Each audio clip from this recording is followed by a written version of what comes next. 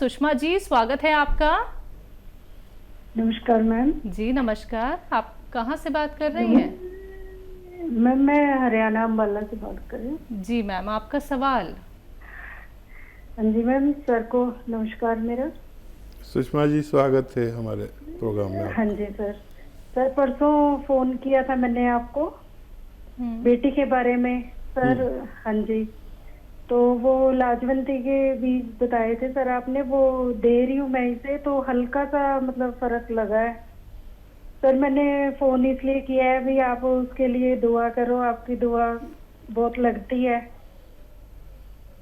जी बहुत बहुत धन्यवाद। और फ़ायदा भी शुरू हो गया सुषमा जी, 2 दिन में आपको फ़ायदा भी शुरू हो गया। भगवान की आप पर बहुत मेहरबानी है, और जिन पर भगवान की मेहरबानी होती है वो लोग इस लायक होते हैं कि उनसे दुआ के लिए कहा जाए। तो मैं आपसे प्रार्थना करता हूँ कि मेरे लिए भगवान से प्रार्थना करें कि मैं आपकी सेवा और ज़्यादा कर सकूं। बहरहाल आपने मुझसे कहा है, तो देखिए मेरे प्रोग्राम में या मुझ में और दूसरे लोगों में यही फ़र्क है कि आप मुझसे दुआ के लिए कहें या न कहें, मैं आप लोगों के लिए अपने यानी मशवरे के साथ दुआ भी खामोशी से करता हूँ, और रोज़ करता हूँ कि ए भगवान, मेरे साथ जो व्यूअर्स जुड़े हुए हैं, अगर तुझे मेरी लाज रखनी है तो मेरे बताए हुए मशवरे में उनको फ़ायदा लिख दे, उनको हुक्म दे दे उन दवाओं को, उन मशवरों को, कि उन मरीज़ों को फ़ायदा दे दे। शायद इसी का असर हो, और मैं विशेष दुआ भी करूँगा कि आपके बच्चे को फ़ायदा हो जाए। जी, दिल्ली से हैं लाजवंती जी, स्वागत है आपका। हेलो लाजवंती जी, आपको मेरी आवाज मिल पा रही है? हाँ जी नमस्कार। जी नमस्कार मैम। हाँ नमस्कार नमस्कार गुरु जी। आपका तो नाम लाजवंती जी दवाओं वाला नाम है, पहले भी शायद बात हुई है आपसे। हाँ जी, मेरी 2 बार बात हो चुकी है आपसे। कोई प्रोग्राम ऐसा नहीं कि मैं आपका नाम ना लेता हूँ। हाँ, पहले मेरा नाम आपने गलत किया था, लता नाम लिया था जी हाँ, तो और बहुत बहुत नमस्कार आपको, आपके चरणों में कोटि कोटि नमन मेरा। स्वागत आपका बहुत। हाँ, मैं पूछना चाह रही थी, मेरे 3 सवाल हैं आपसे। एक तो ये जो गोंद मोरिंगा है, तो ये सफेद वाला जो आप देते हैं, तो हमने जो पेड़ से निकाला है वो तो थोड़ा ब्राउन कलर का होता है, और जो काला गोंद ये कौन से पेड़ का होता है? ठीक है। और एक मेरे दामाद के दोस्त हैं, उनकी उम्र हो गई कोई 55-56 साल, उनके पैर में गैंग्रीन हो गया है, उनके पैर का काटने की नौबत आ गई, तो उनके लिए कोई इलाज हो तो बताइए आप प्लीज। ठीक है। अच्छा देखिए, जो गोंद मोरिंगा है, ये जब फर्टिलाइज़र में पैदा होता है तो ऐसा होता है जैसा आपको मिलता है पेड़ से, और वो प्रोसेस नहीं हुआ होता, तो उसको लोग इस्तेमाल करते हैं। ये जो गोंद मोरिंगा है, इसको जब हम 3 साल तक किसी खेत में फर्टिलाइज़र नहीं डालते, और गोबर की खाद और ऑर्गेनिक खाद जो डालते हैं, जिसे ऑर्गेनिक कहते हैं, तो वो ऐसा होता है जैसा मैं बताता हूँ। और जो आप बता रही है वो फर्टिलाइज़र वाला है, जो प्रोसेस भी नहीं हुआ होता। हम जो देते हैं वो एक प्रोसेस वाला होता है, और उसी को असली माना जाता है, असली इसको भी माना जाता है, लेकिन ये किसी काम का नहीं है, सिवाय इसके कि आपको विटामिन सी वगैरह दे दे। और दूसरा सवाल आपका कि गोंद स्याह कौन से पेड़ से आता है, ये आबनूस का पेड़ होता है।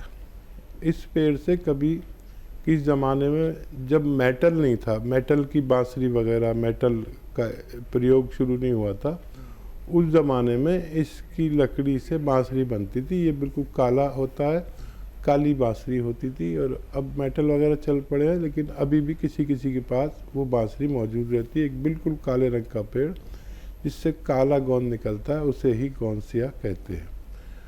और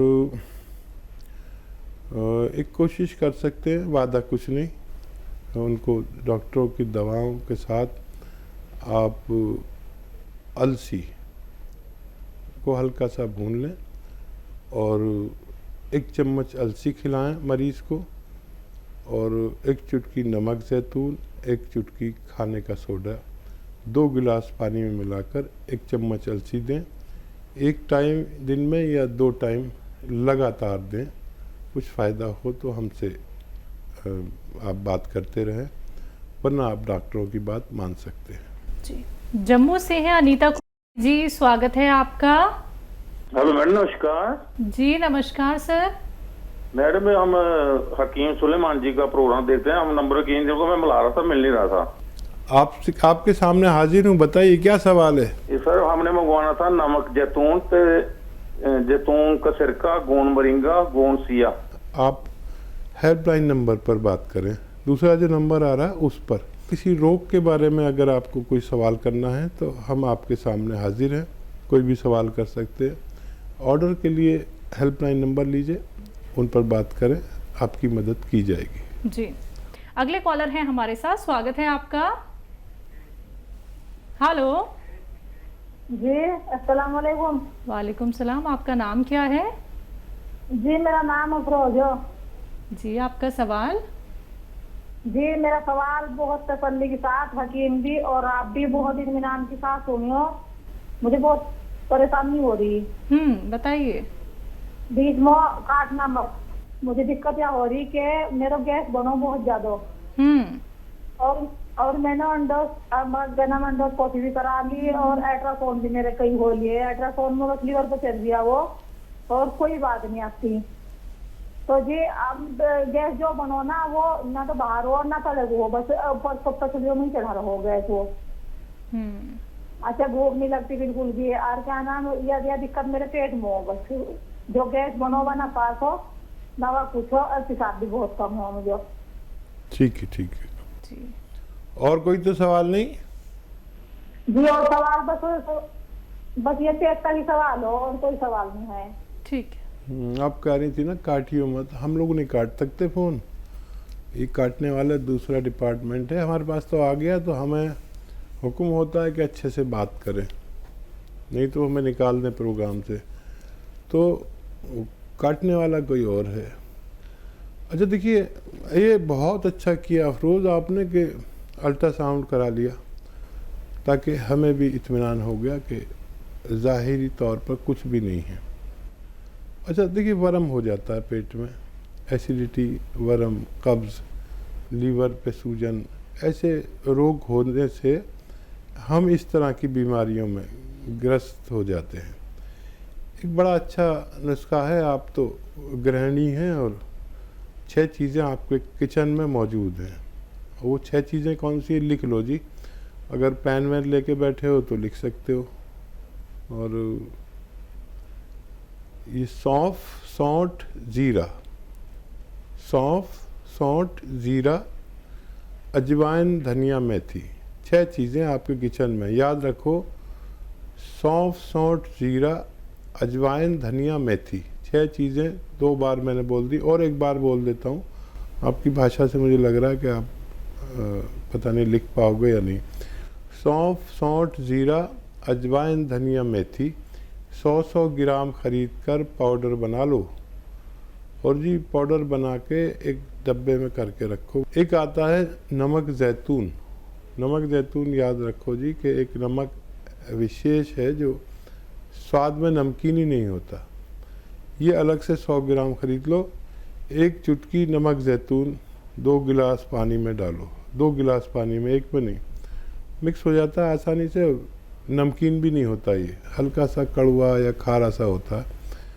ये जो 6 चीज़ों का पाउडर बनाया है, ये 1 चम्मच खा लो, और ये 2 गिलास पानी पी लो। दिन में 1 दफ़ा या 2 दफ़ा, बस काफ़ी है। आप ये रोज़ाना 1 बार ज़रूर लो, ज़्यादा से ज़्यादा 2 बार, आपको फ़ायदा होना मुमकिन है। बिल्कुल।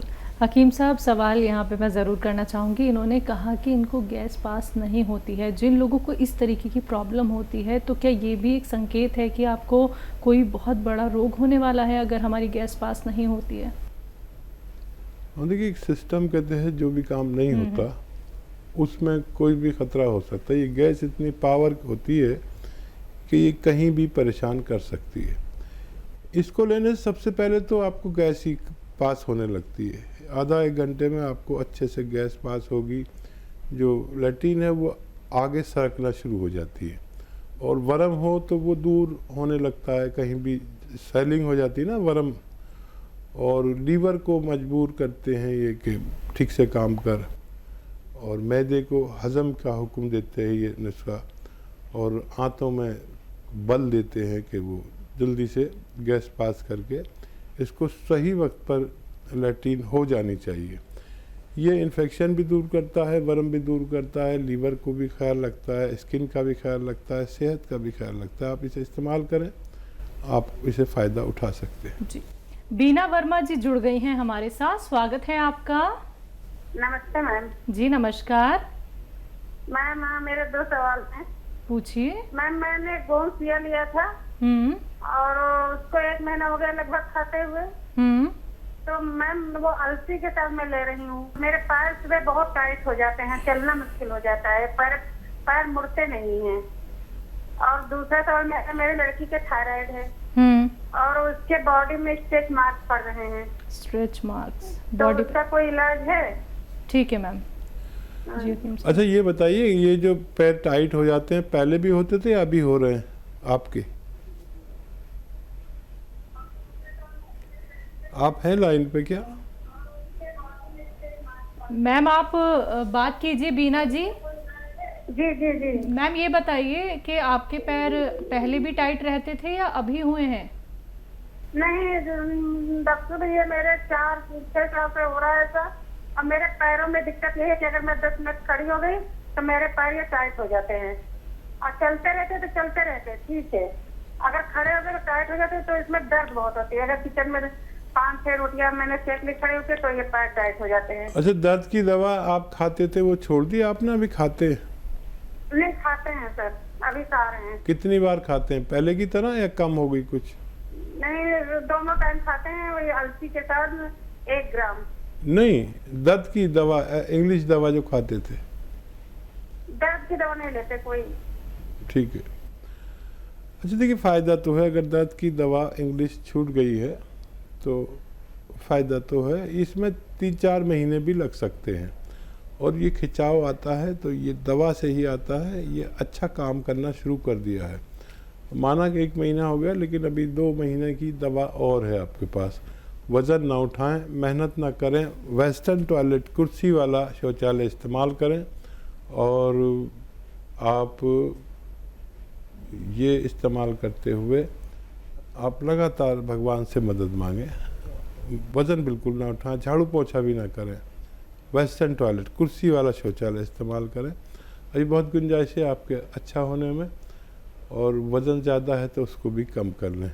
जिनको वो निशानात आ गए हैं उनके लिए आप अलसी और इसको हल्का सा भून कर, अलसी को 1 चम्मच अलसी और 1 चुटकी नमक जैतून के पानी के साथ रोज़ाना 1 बार लिया करें, उनको फ़ायदा होना मुमकिन है। थायराइड हकीम साहब? अगर थायराइड भी है तो 1 चम्मच धनिया, आधा चम्मच अलसी और 1 चुटकी नमक जैतून लगातार दिन में 2 बार सुबह निहार मुँह और रात को सोते वक्त दें, तो उनके भी दोनों रोगों में फ़ायदा होना मुमकिन है। लेकिन जल्दी मत करना, 7-8 महीने भी लग सकते हैं।